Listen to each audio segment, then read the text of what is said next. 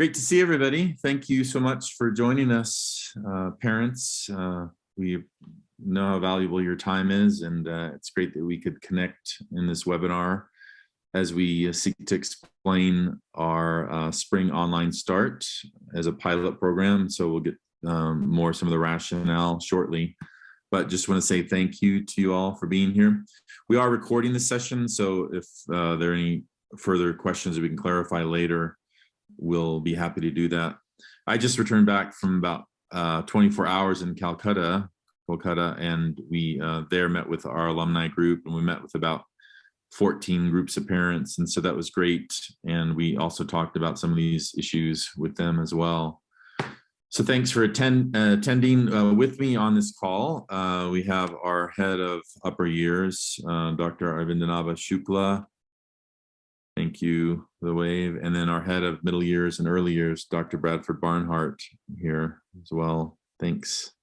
And then our director of communications, Kenton Beachy, is here. And also Will Ferguson from our communication department is here as well. And so he'll be making sure that the questions that we field from you are addressed by us, and you'll be able to put them in the chat shortly. So when we talked about, why this pilot program, I just wanted to say a few opening remarks and then welcome any of your feedback.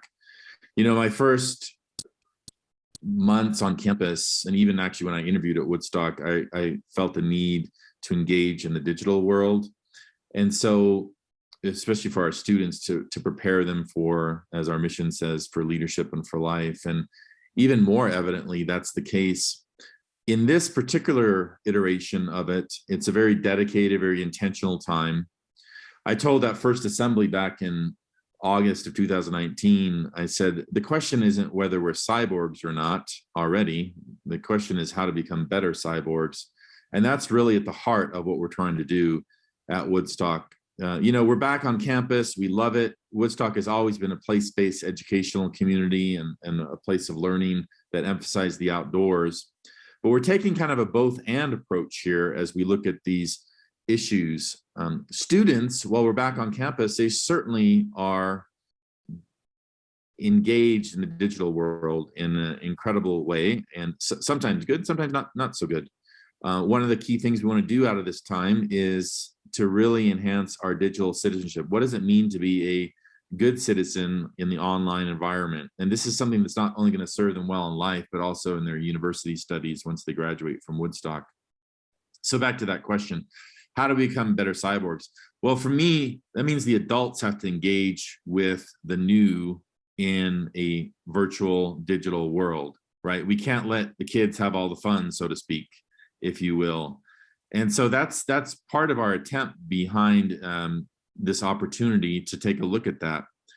This is not, expanding more than the digital. We all know what too much digital time can do to us as human beings, but we want to limit that. Like most things at Woodstock, we have a prescriptive approach, meaning we have boundaries down that are helpful for students to help them grow as young adults. And that's what we're after when it comes to this. Not only do we want to engage with students ethically and to prepare them for their life as ethical leaders, as graduates of Woodstock, we also understand the deprivation that's necessary of the online digital environment. So one of the things that we actually are very excited about in upcoming as a project is something called Woodstock at the River Unplugged. And this is where we take students away from campus for a period of maybe 2 weeks, and we give them an immersive experience that's really away from the digital. So this goes back to what I said earlier, that it's a both-and approach. It's like, yes, how do you become a better human being? How do you get detached from your devices and constantly being on the screen? But at the same time, we have to engage with ethical and productive ways of using the online world. So that's really at the heart of what we are trying to do. We're coming at this from a principled position of how to engage with technology, again, in an ethical way. And in this way, it definitely meets our mission, I would say, because our mission says that we are to prepare students for leadership and for life. So this is at the heart of what we're trying to do. It also matches with our holistic educational approach, as we serve the whole student. That means their online identity, their face-to-face identity, and all that. So those are some of my opening comments about this. And I'd like to open it to our other panel members. And we have Ms. Musumi Basu here as well, our IB academic coordinator. Ms. Basu, thank you. And if they would like to add anything, Dr. Shukla, Dr. Barnhart, Ms. Basu, anything that you would like to add from your end or from Mr. Beachy, our Director of Communications. Thank you, Dr. Cook. Well, thank you very much for joining in, and thank you very much for spending this evening with us. And we are going to discuss the online learning with you today. And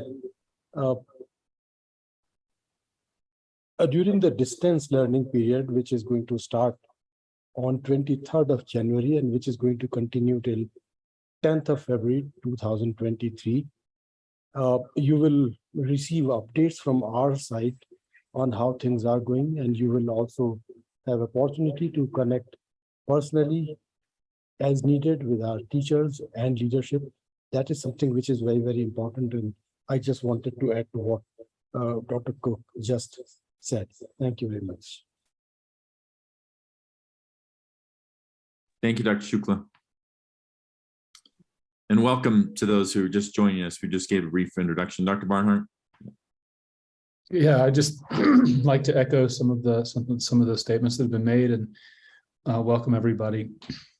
This is an important conversation, and it's one of those very special outgrowths of a very rapid learning curve and experience and community adaptation that we've just gone through in, nearly or approximately 2 years of lockdown.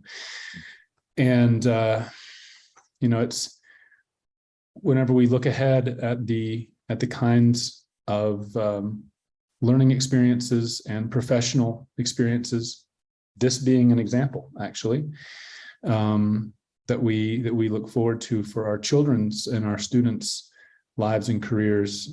We feel like this is a skill set that's very important to keep alive. It's also important, I think, to us to make sure that we as a community, as a learning community, remain sharp in this area. As much as we don't want to think about it, there is every possibility that in the near to intermediate term future, we may need to use these skills again. And I think it's wise to be proactive and ahead of the curve in that area, which we are currently, and we should try to maintain that for our institution, and again also for the betterment of the students, who are moving on into tertiary education, into careers where these skills will remain important.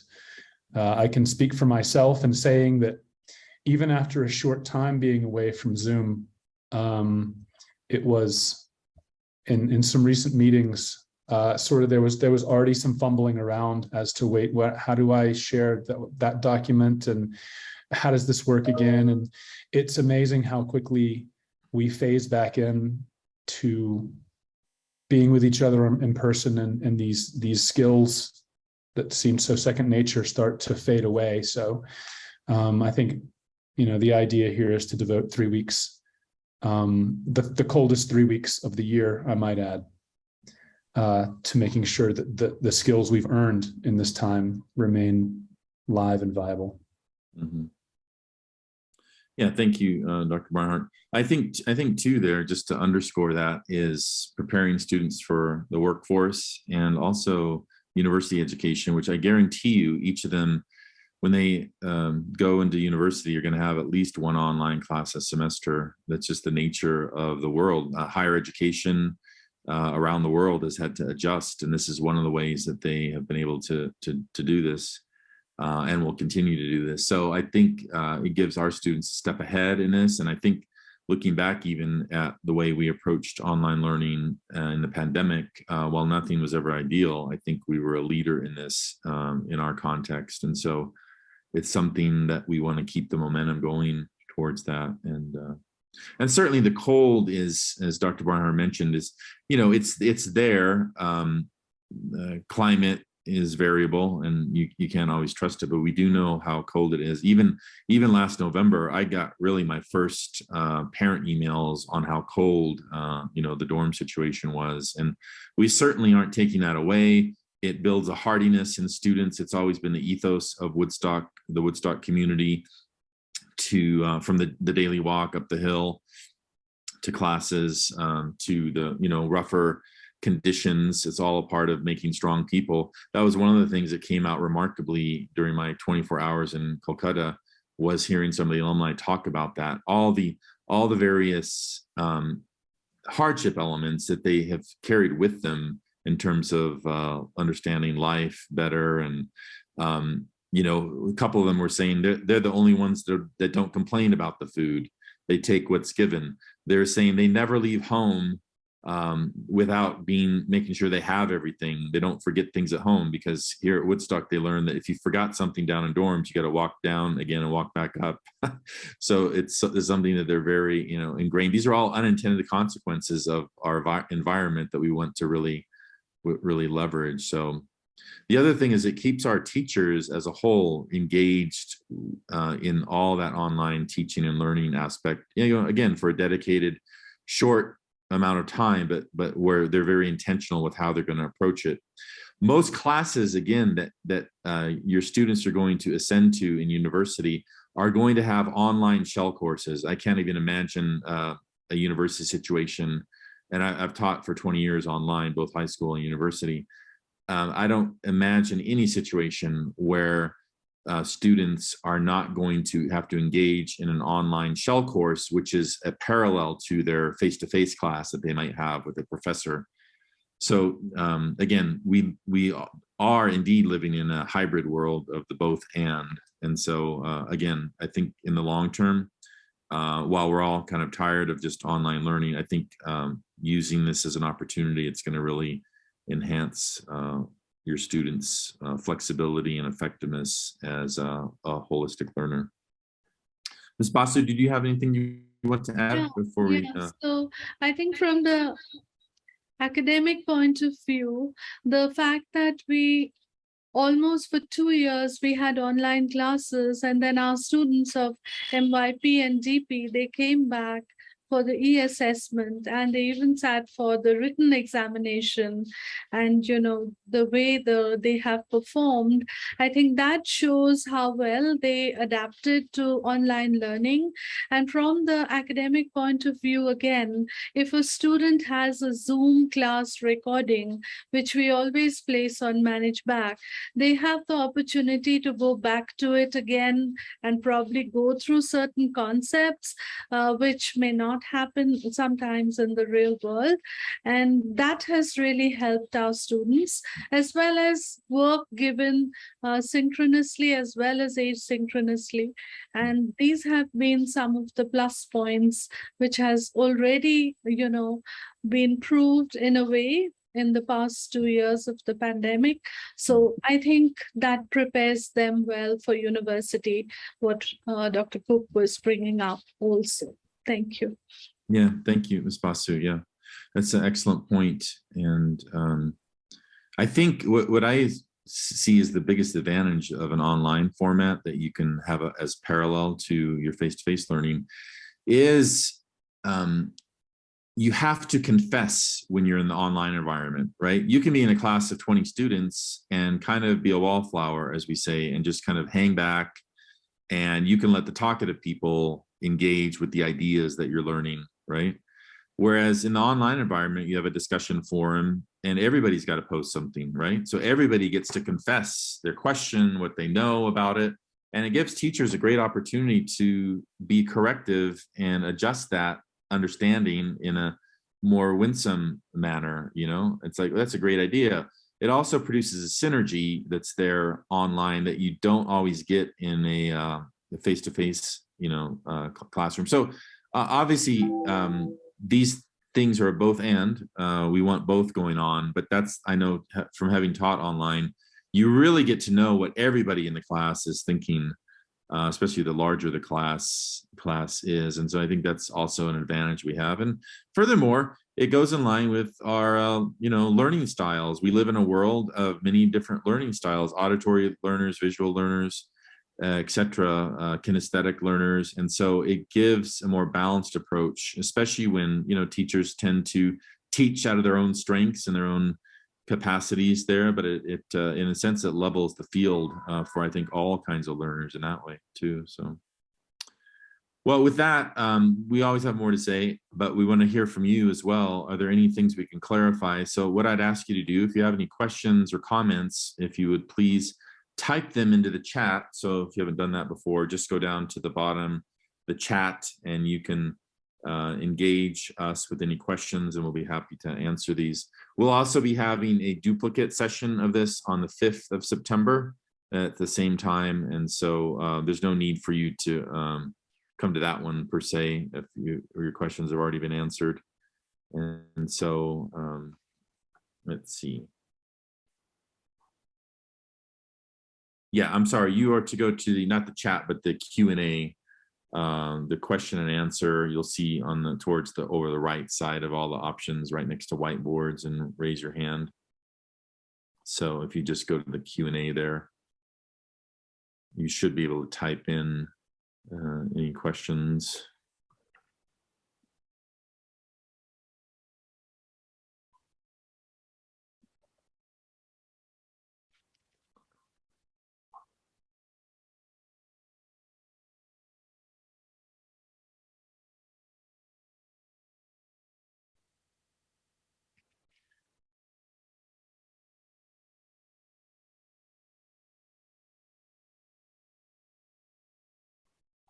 Yes, great question, Anshul, in terms of what are the benchmarks.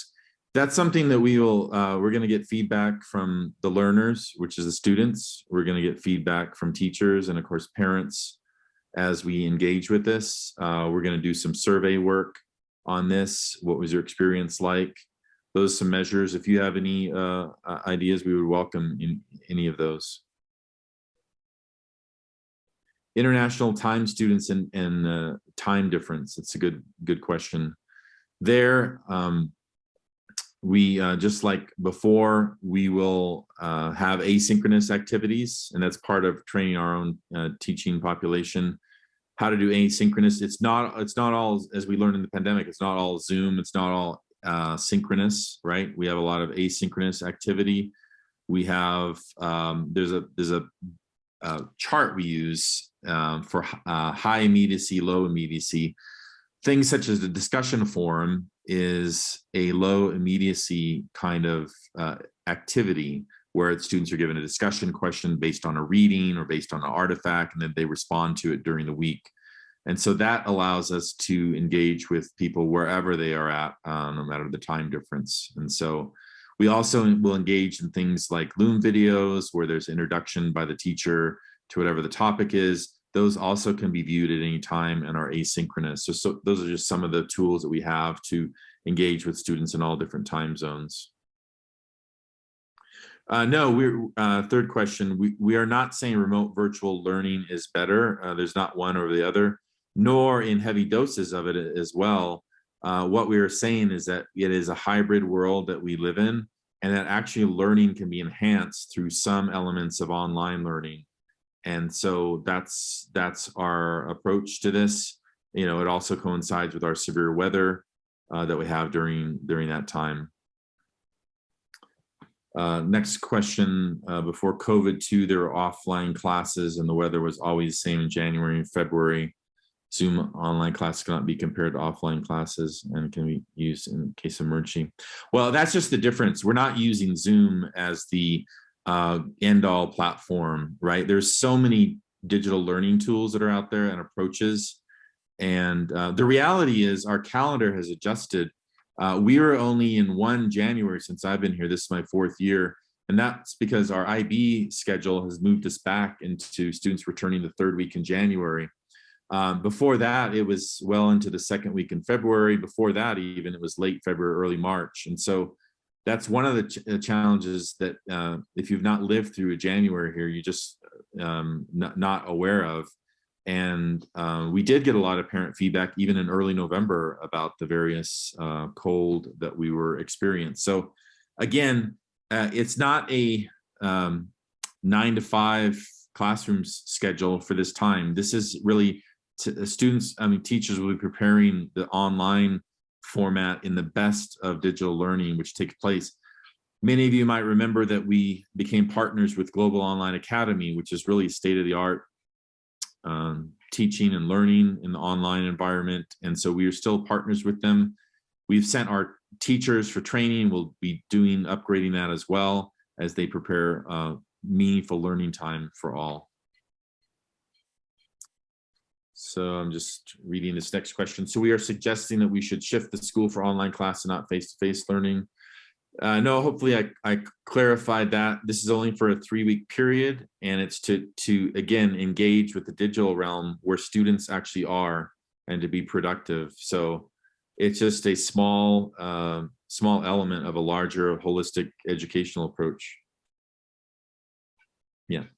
Yeah, performing arts, sports, etc. We're working on plans for that, how to engage with students in those ways in a meaningful way, and we'll be sharing with those, down the line.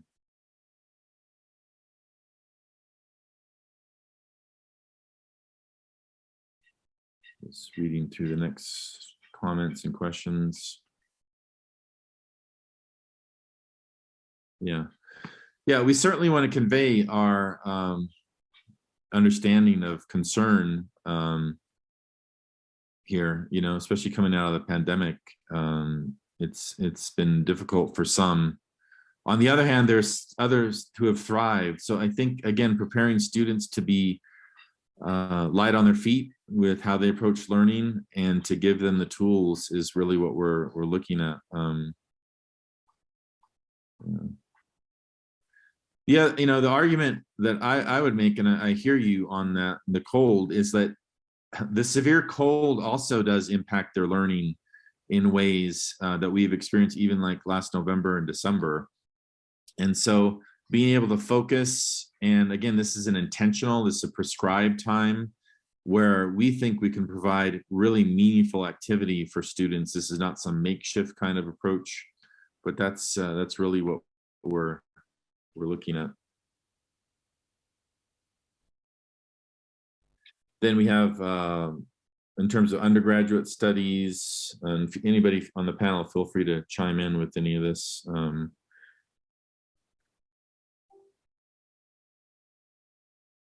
Yeah. I've been trying to answer some of the questions by text while I'm talking. Yeah. And you've been answering a lot of these so well, Dr. Cook. I don't remember hearing the answer to Nikita Jagnani's. Was that like before COVID? There were also offline classes, and the weather was always the same in January, February. Zoom online classes cannot be compared. And I was just typing the answer to that. Pre-IB, that is before the International Baccalaureate came to Woodstock, I believe the practice of the school was to resume in March. Is that right, Dr. Cook? Yes, with early generations. And then I would say that was for a very long time, I think, right? That was right. The practice. Yeah, right. Indeed. And with the intent of avoiding those frigid times. Yeah, exactly. Yeah. So it's true that there were offline classes, but actually Woodstock's history has been that we've avoided having classes during that time, even before COVID and so forth. So the IB has brought a new structure to the calendar, which now help me remember, Dr. Cook, has there been a start yet as early as January 23rd? Yeah, that for in right before the pandemic really hit, 2020. 2020, that was the first time. Yeah, that was the first time. Yeah. Right. And there were a lot of really cold people, I think, that time. Yeah. So I was typing that answer, but I thought I'd give it verbally. Sure thing. Yeah. To let's see, Nishtha's question. I wouldn't call it, we're trying to solve a problem. I would say what we're trying to do is meet our mission statement and be principled about it, which is really to engage students in a meaningful way in the online world where they are learning in that online world. If we don't do that, we're doing those students a disservice as they go into the workforce, as they go to university. So that's, that's how I would frame it. I know there's difference there. And we certainly understand the settling, and they will still have that settling in period. But again, I mean, looking at the larger arc of our history, we have had much longer kind of breaks there as well. So, but the other thing is, I would say, and even from the academic side, it does allow you to do some things very intensively from afar and to use it as an advantage. There's no foregone conclusion, as we said. It's still, we're going to be getting data as our written communication that was sent out, that we will be evaluating this. And we certainly have a stance on this and a standpoint, and we feel like it will serve students well, but we're going to gain input and feedback from all stakeholders on this. And so that's, that will be our approach. In terms of staff members, they will be, they will not necessarily be on campus during that time. They would be joining from wherever they are deciding to teach from.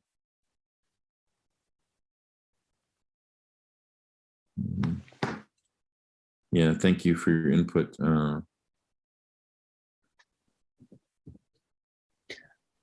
Yeah, certainly if there's a plan B, yeah, we would go back to the drawing board. But how do we engage with students in this digital realm is the question we're going to be asking ourselves, because we do feel like it's extremely important. Can't tell you enough, this digital citizenship, how important that is. How to be ethical online with your neighbor, how to care for your neighbor in an online environment. If we don't prepare our students for that, we have failed as a learning community. And so we've got to engage with them online. That's just the reality that we're faced with. Let's see. Yes, we're just in terms of Udai's question here regarding facilities. Yes, we've had to repair our pool, and we're just about to fill it with water. And so that's going to be a good thing. All of our other outdoor spaces have been greatly improved since the pandemic. Our infrastructure cannot handle heating in the dorms. That's just the reality. We've pursued that numerous times. And so that's one of the constraints that we're facing for sure. I'd like to answer Deepa Ahuja's question here about why the pilot project, why are we having a pilot project since we've just had 2 years of exactly this thing? And it pertains really to the second part of the question, which is also what situation is anticipated for preparing for this. And so, whenever we went to the pandemic, we were sort of thrown in. In this case, it's very intentional. We know it's a bounded time frame. It's 3 weeks. And that gives us the opportunity to not only just do distance learning, but also to pilot particular approaches to test out platforms on a temporary basis and to see. And I can tell you one of them is Canvas. Canvas is a platform that we have not used and would look at trying to see if this. So this is an opportunity for us to pilot within the pilot, right? Approaches, platforms, and ways of conducting school online for 3 weeks with lengthy preparation within a bounded time frame. So that's why I think we're approaching this. And there will be, to answer the second part more squarely, there will be definitely a preparation. We're already planning the professional development that will lead up to this and that will set us up for success. Yeah. Again, I would say it's also, again, a both and approach. While we do this, we're also engaging students more in the outdoors, in their environment. We're also looking at how to immersively unplug them from their devices. So, it's working with both ends of the spectrum on that, as a school community.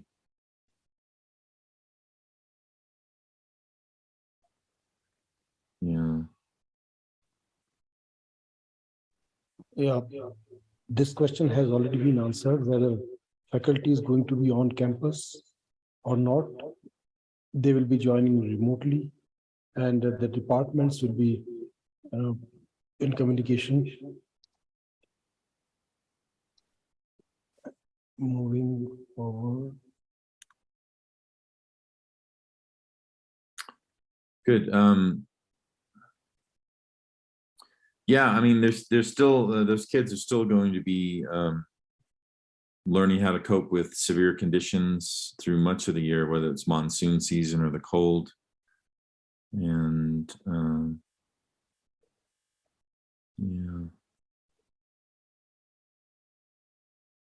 yeah, thank you for expressing these thoughts.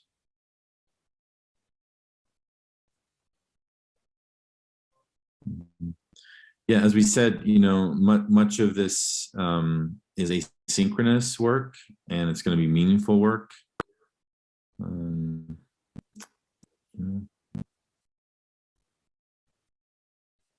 I think I'm here covering Anshul's question. Pilot project during winter, if successful, could we see something similar, an extension of summer holidays due to increasing instances of higher temperature in the summers?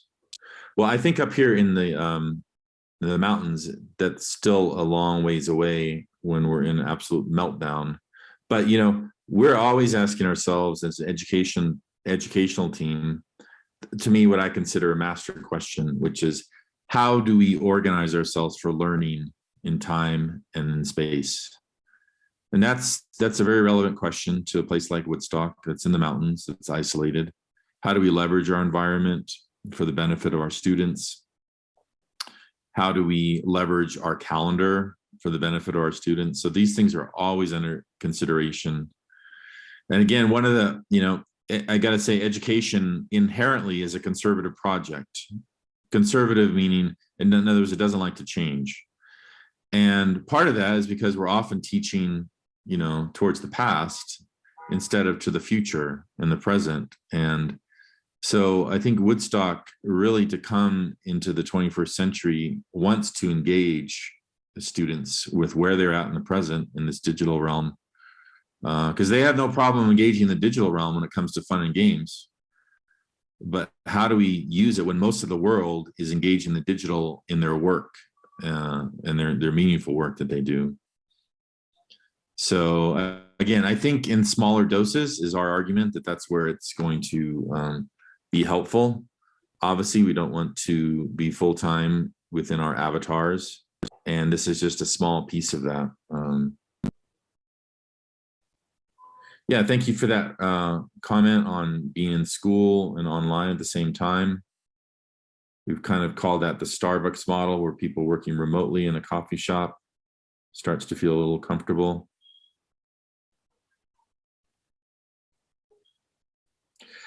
Yes, I mean, in terms of, you know, an excuse for international faculty, that in no way was our intent in coming up with this pilot project.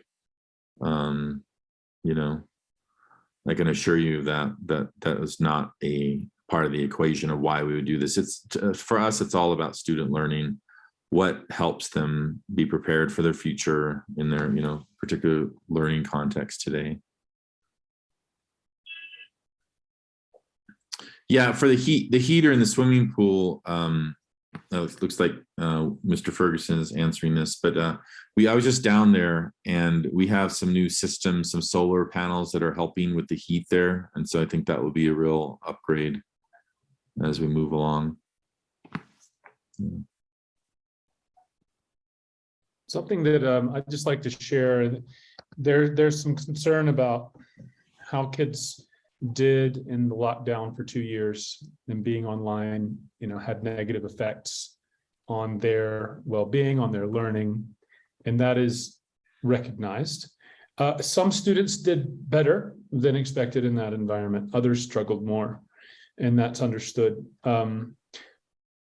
But I think in this situation, we're talking about a fundamentally different mindset that students will enter with, because they know it's a three-week period in which we will be tackling units and learning that basically is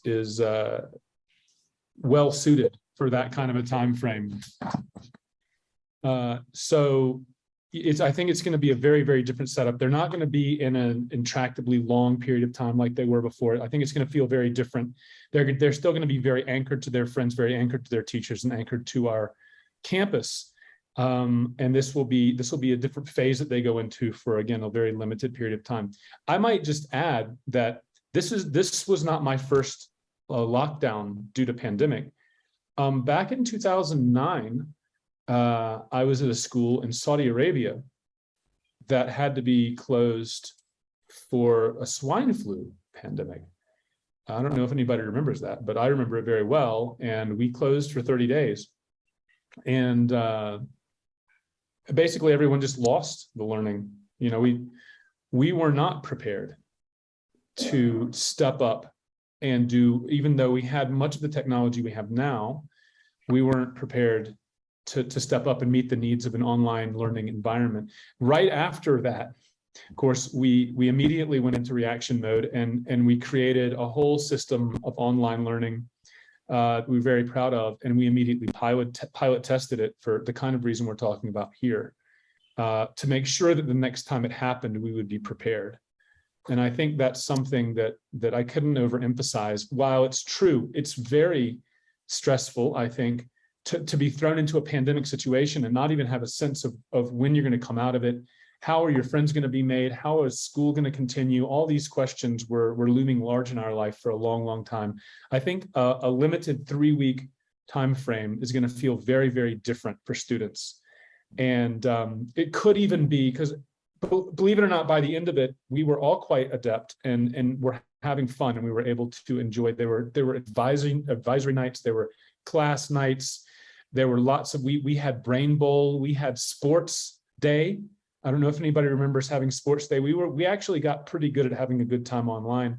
So it's not as if we're going to go into this some gray, boring drudgery in these 3 weeks. We're going to try to make the very best of it. And we should not be thinking that we're going to go into the same mindset we had during the 2 years of pandemic. Again, this is a 3-week bounded period of time. We go into very intentionally with specific goals. It's going to feel very different, I expect. Yeah. No, well stated, Dr. Brad. I think the other thing is I view this as a setting of the table as well, because you'll have coming out of a break, you're really, teachers are going to be intentional and engaging with what they set up really for the rest of the semester. So I think it will also have an impact on when students actually come back, and they'll be remembering some of those things that they've studied and learned online in a way that enhances their face-to-face education. And to reiterate too, this isn't sitting in front of a Zoom camera for 6 hours a day. That's not our approach. Again, there's so many effective ways that apart from a high immediacy Zoom call when it comes to learning. So, you know, that's our goal here for all this.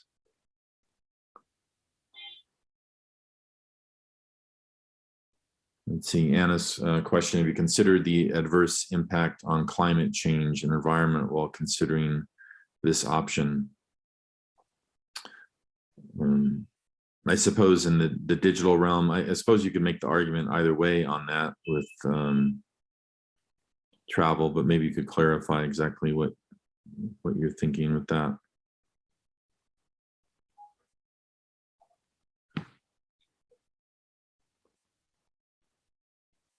Just when you raise your hand, you won't have the ability to speak. So if you could just type it in the Q&A there on the bottom if you got here a little late. Thank you. You know, let me emphasize too, we'll continue to listen to feedback. We get feedback on both sides of, you know, this in a sense as we look at innovation in these ways. And so, you know, we'll continue to listen.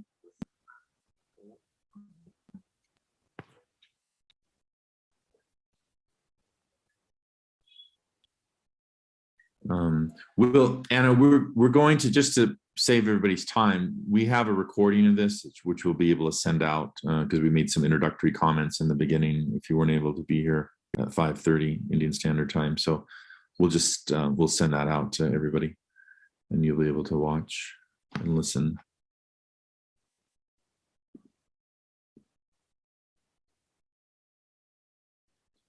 Let's see.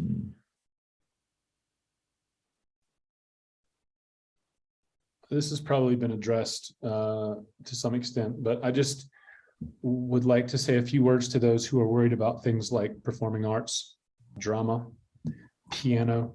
This is an excellent question, and I think these are great examples of the places, of the patches in the landscape of distance learning where we need to be the sharpest and to be the most on the ball. I actually have a child who was learning violin during the pandemic, and playing violin, having his lessons online with his teacher was very tricky at first, but actually they got it down and he made a lot of progress as a violinist. And I think that was true for many, many students involved in the performing arts. Not all of it can be done that well, and some of it is very, very tricky, and we understand that those are areas that have to be continually worked on. PHE, physical education, is another one.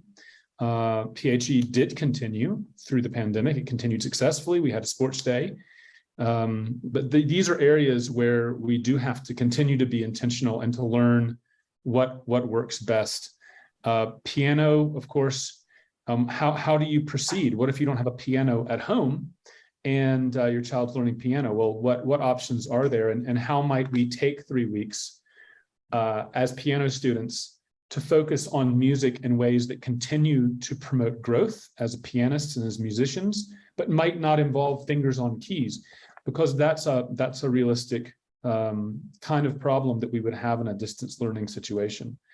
I would say, though, that with the benefit of advanced notice and being able to anticipate this problem, electric keyboards might be procurable. Sometimes these things are not terribly expensive. There might be other options of this nature that, again, because we're looking forward to this and anticipating these issues, can be worked out in advance. Yeah, we certainly understand your concerns.